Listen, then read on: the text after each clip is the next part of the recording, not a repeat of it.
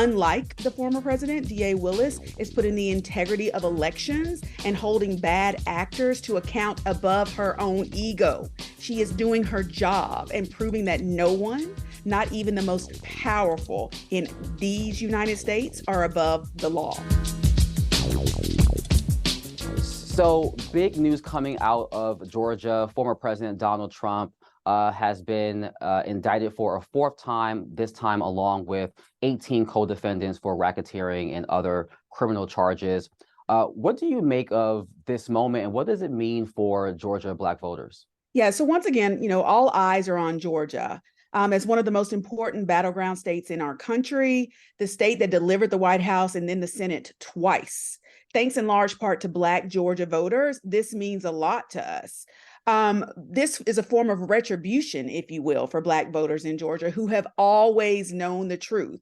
We determined the outcome of the 2020 election in favor of President Biden, and we always saw, former President Trump's shenanigans for what they are, and that's flat-foot lies. And so we are going to make sure folks know and understand that going through 2024, because what we know at our core is former President Trump doesn't want to be president. He wants presidential immunity. That's what he's gunning for. He's gunning to avoid being held accountable for his actions. And I think DA Willis is not going to let him, slip out of her, crosshairs. You mentioned District Attorney Fani Willis, and I would be remiss if I did not mention that this is a pretty serious prosecutor, a Black woman. Yes. And Black women are really at the center of this case, because not only is the district attorney a Black woman, but there are two Black women named in this indictment, Shay Moss and Ruby Freeman, who were election poll workers who got death threats, and their lives were turned upside down because of lies told by former President Donald Trump and his allies about lies about them working to overturn the 2020 to change the results in favor of now President Biden. What do you make of this, I guess, symbolic moment that Black women are at the center of a case that could hold the former president accountable? It's unsurprising. I am a Black woman. I am a mother. Accountability runs, through our veins. You just own up to whatever it is you did. And listen, I'm not going to mince words here. Donald Trump is like a petulant child. He is an irredeemably flawed, amoral, narcissistic, bigoted individual. And I commend DA Fani Willis for taking him on. There's going to be a lot of stress involved in this. She herself is putting her person in harm's way, because there are a lot of people who were really kind of daring her to go after the former president. And she only followed where the facts led. This is not anything that is partisan. This is not a witch hunt, as the former president is trying to characterize it as. Unlike the former president, DA Willis is putting the integrity of elections and holding bad actors to account above her own ego. She is doing her job and proving that no one, not even the most powerful in these United States, are above the law. So as a Black woman in the South up for re-election herself next year, she has a lot to lose, but she's doing this anyway, because even despite the fact that she knows there's going to be racist attacks against her gender, but she has refused, and she has stood resolved in this moment and refused to let this hateful and dangerous rhetoric deter her.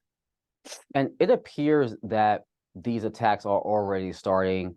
I'm not sure if you saw former President Trump on Truth Social sending out a message using the word riggers. He said they never went after those that rigged the election. They only went after those that found to find the riggers, and in all caps. And some people see this as a racist dog whistle. What do you make of that message? I would not disagree, and I did see the message myself.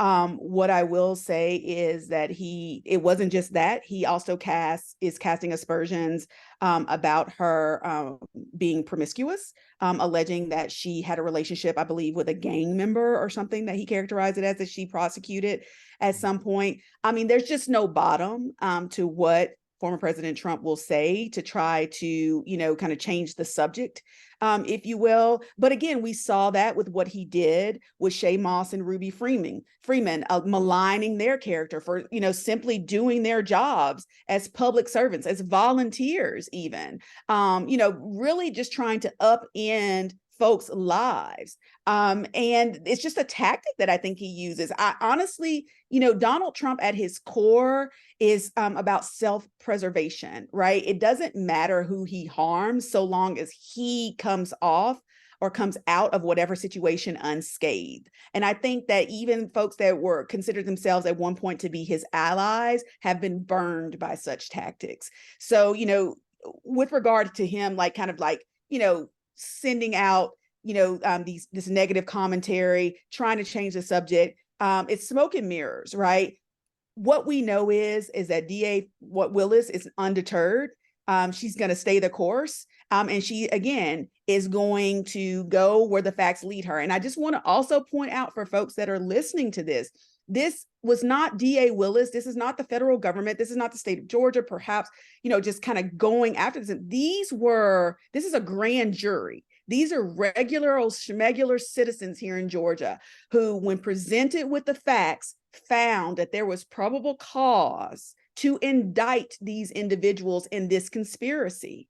And now there's going to be a trial. And of course, in America, you are innocent until proven guilty. But, I was always raised where there's smoke, there's fire.